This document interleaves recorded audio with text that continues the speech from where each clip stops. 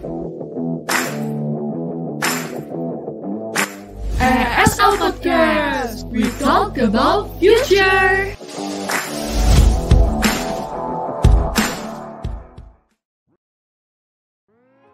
Halo semua, ketemu dengan kita di podcast ESL, podcast Ekonomi Sumber Daya dan Lingkungan, podcastnya para Environmental Warrior. Assalamualaikum warahmatullahi wabarakatuh.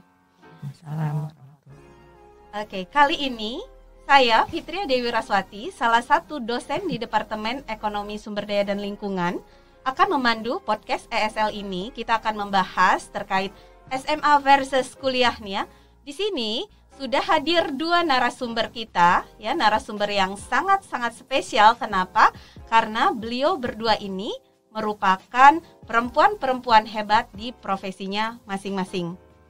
Kita akan ngobrol, ya. Kita akan kupas tuntas apa itu ESL, Ekonomi Sumber Daya dan Lingkungan, yang ada di Fakultas Ekonomi dan Manajemen IPB University, di mana kita tahu ESL ini merupakan jurusan yang terkenal dengan tagline-nya pertama dan satu-satunya di Indonesia, karena ESL ini concern di bidang ilmu ekonomi yang relate kaitannya dengan pencapaian sustainability di bidang pertanian, sumber daya, dan lingkungan.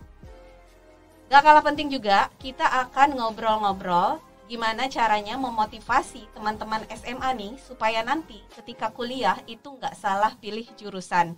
Dan tahu bahwa ada nih jurusan yang keren banget, yang asik banget ketika kuliahnya dan memiliki prospek yang tinggi di tuntutan zaman seperti sekarang ini. Nah, di sini sudah ada narasumber pertama kita, ada Ibu Dr. Anda Deti Gusnida MSI. Ibu Deti ini merupakan koordinator guru BK SMA Negeri 1 Kota Bogor dan sekarang menjabat sebagai Ketua MGBK SMA Kota Bogor. Sehat ya Bu ya, kabarnya ya Bu? Alhamdulillah. Alhamdulillah sehat. Bu Deti cerita dulu, dipanggilnya Bu Deti ya Bu ya? Iya, betul. Oke. Bu Deti boleh cerita dulu dong sedikit kesibukannya menjadi guru online di masa pandemi ini.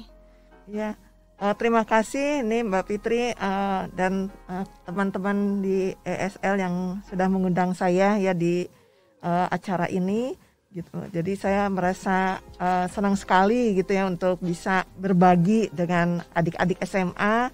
Kesibukan saya seperti biasa sebagai seorang guru, sebagai guru BK, saya bekerja rutinitas setiap harinya, cuma memang ya dalam kondisi 1 tahun ini ya berbeda tentunya ya dengan kondisi serba online ya, karena masa pandemi ini gitu ya. Jadi yang biasanya kita sebagai guru BK itu face to face gitu ya sama anak-anak, itu apakah melakukan konseling, konsultasi dengan para orang tua, sekarang semua berubah formatnya menjadi virtual, online gitu ya, iya, bisa melalui Zoom atau Google Meet gitu.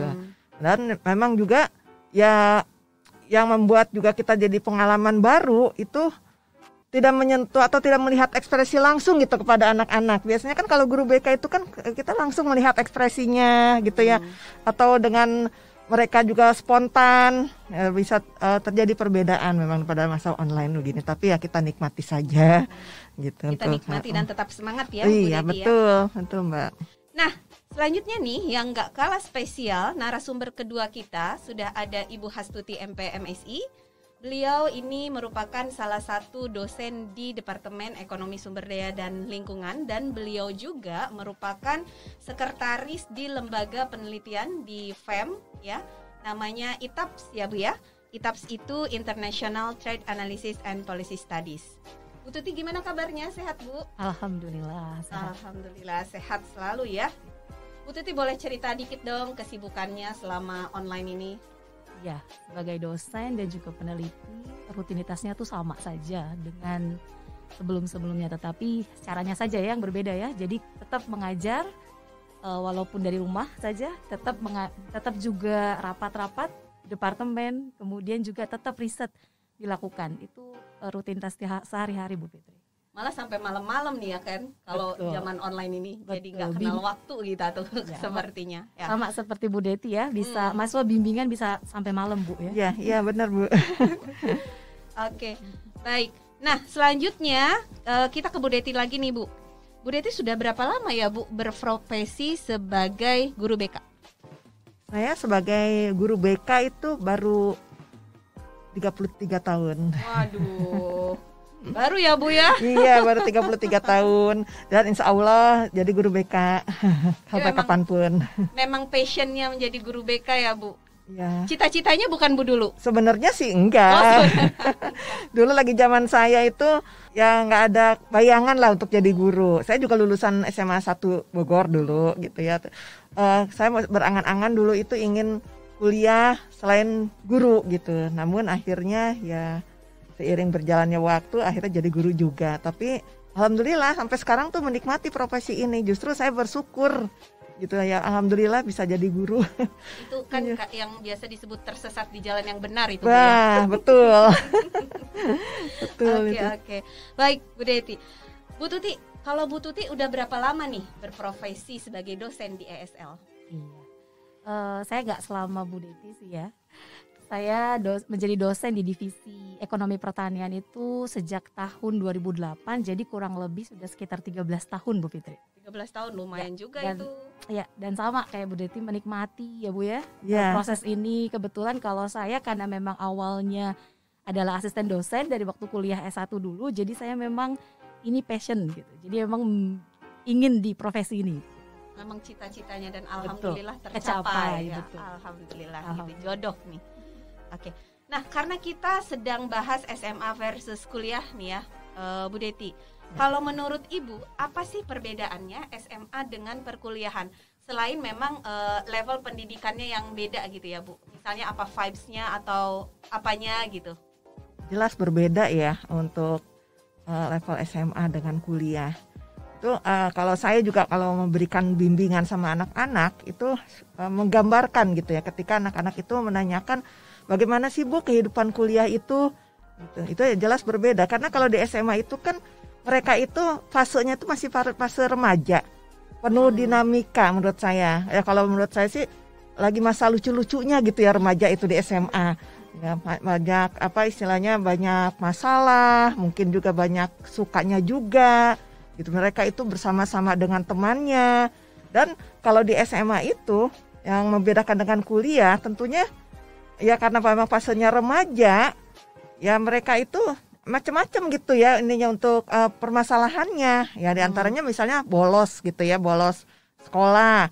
Nah itu kan kalau guru di SMA itu masih mencari gitu anak yang kalau bolos tuh kenapa gitu, mencari atau mengundang orang tuanya atau anaknya ditanya gitu ya, atau juga misalnya home visit. Tapi mungkin kalau di kuliah nggak seperti itu mungkin ya, karena kalau kuliah itu kan udah masuk fase dewasa, mereka itu udah lebih mandiri, bahkan juga lebih individualistis mungkin ya, karena untuk mengejar nasibnya. Dan karena juga dituntut dengan sistem kurikulumnya kalau menurut saya juga kan. Kalau di SMA kan sistem kurikulumnya kan masih paket, mata pelajarannya masih banyak. Tapi kalau di kuliah mungkin kan ada SKS, udah fokus gitu ya dengan mata pelajarannya. Mungkin itu yang membedakan ya, gitu kehidupan SMA dengan kuliah. Itu saja Mbak. Makanya kan memang kalau di IPB sendiri ya Bu ya, tingkat pertama itu mereka berproses, jadi belum masuk ke jurusan masing-masing tuh kalau di IPB gitu kan. Ya, karena PPB memang, ya Mbak ya. Iya betul. Ya kalau sekarang namanya PPKU. Oh kalau namanya, dulu ya TPB kalau PPKU gitu. ya. Jadi memang suatu proses adaptasi gitu dari SMA ke kuliah ini. Nah kalau menurut Bu Tuti gimana nih Bu? Apa sih perbedaannya SMA dengan perkuliahan gitu, yang anak-anak SMA tuh perlu tahu? Iya, baik Bu Fitri. Menurut saya ada beberapa hal memang yang sangat membedakan kehidupan di sekolah dengan di perkuliahan. Yang pertama kalau kita lihat di perkuliahan nanti di tingkat kuliah ini mahasiswa ya berarti ya, bukan siswa lagi ya. Mahasiswa itu sudah memiliki fokus keilmuan tertentu. Itu yang pertama dari sisi keilmuan. Yang kedua, betul tadi Ibu bilang, saya setuju tuh Bu, yaitu kata-kata kemandirian. Ini beda sekali. Itu yang nanti anak-anak mahasiswa itu harus siapkan tentang itu. Pertama, kalau kita lihat contohnya saja. Kalau ujian di SMA itu pasti seragam ya Bu jadwalnya. Ya. Kalau di kampus tuh enggak gitu. Kalau di kuliah tuh enggak. Jadi setiap mahasiswa itu hanya akan ujian sesuai dengan mata kuliah yang mereka ambil. Dan itu satu mahasiswa itu bisa berbeda sekali ya Bu Fitri ya. Jadi mahasiswa tuh harus memanage waktunya dengan baik, harus mengatur dirinya dengan baik, kapan dia harus ujian dan kapan tidak, termasuk masalah tugas menugas. Dan juga tadi memang betul sekali butuh adaptasi yang luar biasa. Karena di SMA itu mungkin teman-temannya dari lingkungan yang tidak terlalu jauh ya Bu Fitri ya dengan kehidupan sehari-hari gitu ya. Jadi lingkungan sekitar gitu ya. Tapi kalau di kuliah mahasiswa harus mampu beradaptasi, terutama di IPB. Kita tahu bahwa IPB wow, luar biasa mahasiswanya dari Sabang sampai Merauke. Jadi kita memang harus mengenal karakteristik masing-masing orang sehingga bisa merasakan lingkungan perkuliahan yang enjoy begitu. Supaya nantinya perkuliahan bisa berjalan dengan baik. Itu sih Bu Fitri kira-kira poinnya. Ya, jadi kalau kuliah itu memang kelihatannya lebih berat, tapi sebetulnya di situ ada proses menumbuhkan skill-skill kehidupan ya, gitu, atau soft skill yang setelah kuliah itu berguna untuk mereka gitu ya. Nah, jadi teman-teman SMA juga jangan takut, jangan grogi gitu kalau mau masuk kuliah juga. Nah, selanjutnya nih Bu Tuti, ngomong-ngomong soal perkuliahan ya. Cerita dong gimana kesan pertama masuk ESL IPB. Kok bisa masuk ESL gitu ya. Terus kenapa pada akhirnya Bu Tuti memilih menjadi dosen di ESL? Oke, baik. Ada dua hal ya berarti ya. Yang pertama, kalau ditanya bagaimana kesannya masuk ESL, kebetulan saya S1-nya bukan ESL. Tapi saya adalah lulusan dari Fakultas Pertanian. Dulu jurusannya Ekonomi Pertanian dan Sumber Daya EPS ya. Ya betul. Dan itu saya masuk tahun 2002 dan itu ESL belum ada. Kebetulan ESL berdiri tanggal 10 Januari tahun 2005. Masya Allah, sampai ingat tanggal lahir ESL oh, ya, iya. Bu ya, saking cintanya sama ya, ESL nih. Karena kan ya. ini rumah saya, jadi saya harus ingat ya. Iya. Gitu. Jadi sekitar 16 tahun lalu ESL itu sudah berdiri. Kemudian ESL itu berdiri itu adalah hasil penggabungan dari berbagai keilmuan yang ada di IPB. Jadi IPB itu mengalami perubahan pada waktu itu, kemudian menjadi mayor minor. Nah, berdiri ESL tahun 2005 itu dari mana saja dosen-dosennya yang ada di ESL ini? Satu, dari Fakultas Pertanian. Banyak sekali dosen-dosen kita dan salah satunya saya berasal dari Fakultas Pertanian. Kemudian Soseknya ya Bu ya. Betul, sosek pertanian. Jadi poinnya adalah keywordnya adalah semua yang basisnya adalah sosial ekonomi dari masing-masing fakultas yang ada di IPB itu melebur gitu ya menjadi ESL ini. Makanya itulah luar biasanya ESL. Jadi keilmuannya tuh sangat kaya begitu. Dari mana saja, dari Fakultas Peternakan, Pertanian tadi saya sebutkan, kemudian Perikanan, Kehutanan gitu ya, dan kolaborasi keilmuannya. Nah, makanya kebayangkan sama teman-teman kalau ada di ESL itu berarti kita akan menguasai banyak banget aspek yang ada. Jadi mata kuliahnya itu akan penuh dengan keilmuan-keilmuan dari masing-masing fakultas yang tadinya ada terpisah-pisah kemudian menjadi satu di Departemen ESL. Tetapi lagi-lagi ingat itu basisnya adalah ekonomi. Makanya itulah ESL menjadi pertama ya departemen, atau kalau teman-teman mungkin kenalnya jurusan gitu ya. Kalau sekarang namanya departemen di Indonesia yang pertama yang memberikan pengajaran terkait dengan bagaimana mengelola sumber daya dan lingkungan dari perspektif ekonomi. Betul, dan bagaimana dampaknya terhadap masyarakat sekitar gitu ya. Dan harus diingat bahwa di ESL itu ada 3 divisi yang nantinya merupakan kolaborasi 3 keilmuan gitu ya, yaitu divisi ekonomi pertanian, ekonomi sumber daya, dan ekonomi lingkungan. Itulah mengapa saya merasa bahwa ESL ini luar biasa begitu dari sisi keilmuannya. Nah, kalau tadi pertanyaan keduanya terkait dengan mengapa jadi dosen di ESL gitu ya. Ya, kalau pertanyaannya kita split lagi kenapa dosen, baru kenapa ESL. Tadi kenapa ESL-nya udah kuat sekali. Tapi kalau kenapa dosen itu balik lagi kepada passion kita masing-masing. Nah, tadi saya katakan bahwa awalnya dari waktu jadi mahasiswa saya suka menjadi asisten dosen, kemudian seneng ngajar. Nah, ternyata saya mengenali diri sendiri, berarti ternyata saya seneng di situ. Gitu. Nah, mungkin nanti kalau teman-teman di rumah mau berpikir juga saya sebenarnya senang kemana, nah itu berarti harus sudah mulai belajar gitu nantinya senangnya pada bidang apa sih, dan kira-kira mau meneruskan ke depannya itu di bidang apa sih. Nah, itu memang harus mengenali diri sendiri. Nah, itu yang saya alami begitu ya. Jadi jadi dosen di ESL itu memang awalnya memang udah cita-cita ya Bu ya gitu ya, dan terjun di situ. Betul. Menyenangkan gitu kan ya. sesuai dengan yang diharapkan, jadi bertahan sampai sekarang. Oke, baik, terima kasih Bu Tuti. Nah, selanjutnya nih Bu Deti nih. Kalau untuk teman-teman SMA nih ya Bu Deti, di tengah kondisi pandemi COVID-19 seperti ini, gimana sih caranya membangun semangat teman-teman SMA yang akan memasuki jenjang perkuliahan dengan segala keterbatasan yang dihadapi gitu?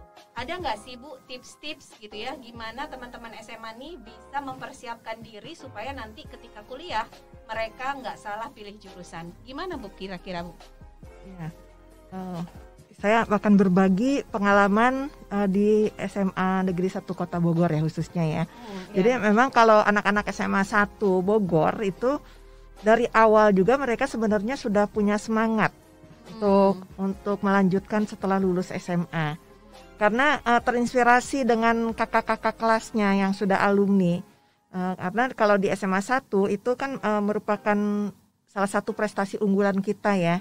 Untuk yang diterima di perguruan tinggi negeri terutama, itu yang memang prestasinya itu meningkat terus gitu untuk keberhasilan mereka untuk kuliah di PTN. Jadi itu yang membuat anak-anak masuk ke SMA 1 itu salah satunya tujuannya adalah untuk melanjutkan ke PTN impiannya. Dari awal itu memang sudah semangat gitu ya. Kemudian seiring berjalannya waktu sampai terjadi pandemi ini, tentunya juga ya kita khawatir gitu ya, itu akan menyurutkan semangat mereka. Namun ternyata tidak demikian. Mereka tuh tetap semangat juga karena mereka itu sudah punya target, sudah punya tujuan.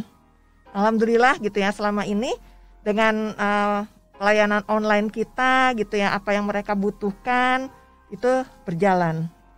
Jadi anak-anak itu memang sudah sudah punya tujuan, punya target, karena memang terinspirasi dari kakak-kakak kelasnya, dan kami pun di sekolah itu juga tetap semangat juga sama-sama gitu untuk bisa meningkatkan atau mempertahankan prestasi di sekolah untuk khususnya diterima di PTN.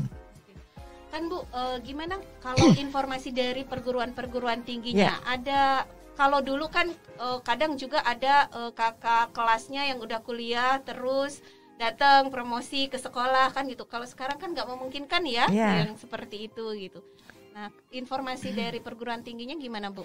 Jadi untuk informasi perguruan tinggi, selain juga kita sebagai guru BK selalu update ya dengan informasi tersebut.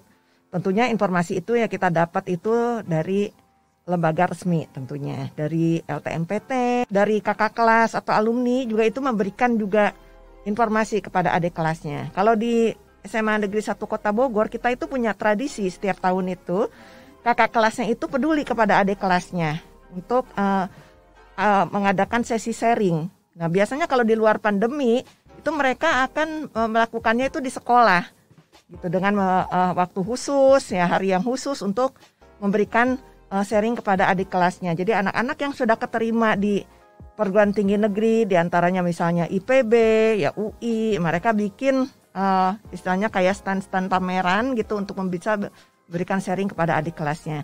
Nah, pada saat pandemi begini ya tentunya ya virtual ya, online. Iya, jadi mereka juga mengadakan kegiatannya itu untuk sharing ke adik kelasnya dengan memakai platform Google Meet atau Zoom. Ya. Dan waktunya juga kita jadwalkan khusus. Jadi sebetulnya informasi dari perguruan tinggi tidak terbatas gitu ya, tetap ada ya Bu ya. Sama nih Bu, kan seperti ESL juga rencananya kan kita nanti ada EduFest ya, ESL EduFest ya Bu. Nah, kita juga sudah mempunyai kontak dengan guru-guru BK SMA di seluruh Indonesia gitu ya. Nah, nanti teman-teman juga mungkin bisa menunggu kapan dilaksanakannya ESL EduFest ini. Oke. Nah, kemudian selanjutnya nih Bu Deti, ada tantangan tersendiri nggak Bu yang dihadapi guru BK nih ya di SMA dalam menghadapi kegalauan teman-teman menentukan jurusan untuk kuliahnya? Ya setiap tahunnya itu memang pastilah itu kejadian ya, masalah kegalauan ini itu pasti umum lah untuk anak-anak SMA itu, baik di sekolah saya sendiri maupun mungkin di sekolah-sekolah lain juga ya sama kegalauan. Ya karena apa? Mereka itu kan kalau galau itu kan artinya tuh mereka belum juga seperti apa, belum paham gitu ya, belum paham dengan pilihan jurusannya, kemudian juga belum mengerti dengan bakat minatnya. Jadi memang banyak sebab yang membuat jadi galau juga. Nah, yang paling juga mempengaruhi itu kadang-kadang ini apa? Persaingan dengan temannya gitu, persaingan dengan temannya juga ketika jalur undangan sudah datang seperti SNPTN atau jalur undangan dari universitas lain juga gitu ya misalnya. Itu tuh mereka itu melihat gitu pilihan temannya sama apa enggak. Jadi dengan nilai berapa. Wah, itu seru sekali. Kemarin tuh ya contohnya pada waktu pengelolaan SNPTN itu kita sampai malam-malam lah gitu, mereka itu mengadakan konsultasi dengan saya gitu ya, baik juga dengan anak-anak secara kelompok atau secara individu, bahkan juga orang tuanya gitu ya. Jadi mereka khawatir gitu kalau misalnya posisinya itu menurut dia tuh tidak memungkinkan untuk bisa dapat atau bisa diterima. Karena kita juga kalau di sekolah di SMA 1 kita membuat juga semacam apa ya peta pemetaan pilihan jurusan. Jadi di awal juga kita sudah mengadakan pemetaan kepada anak-anak, ya tentunya dengan format yang berbeda ya. Jadi dengan Google Form gitu ya, kita rekap. Jadi ketahuan anak-anak itu yang minatnya ke satu jurusan, berapa orang, di PTN mana gitu. Jadi memang itu untuk tujuannya itu adalah tidak menumpuk gitu di satu jurusan. Jadi itu yang jadi akhirnya mereka itu melakukan konsultasi atau konseling secara insen sama guru BK. Ya, itu contohnya. Coming up next. Kalau kita bicara pertanian, maka Xenophon mengatakan bahwa agriculture is the mother of all art. Apa tuh artinya? Berarti pertanian itu adalah ibunya dari semua bidang. Yang Ibu harapkan anak-anak ini sudah saatnya memantapkan pilihannya, jadi jangan sampai galau yang berlarut-larut.